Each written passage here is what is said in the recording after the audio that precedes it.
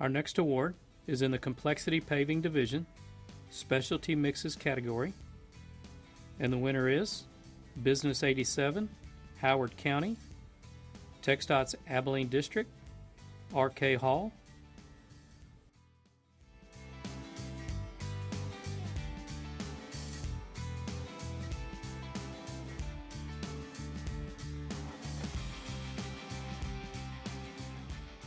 Difficult project to construct. Tie-ins to numerous exceptions were excellent. Appearance was very good.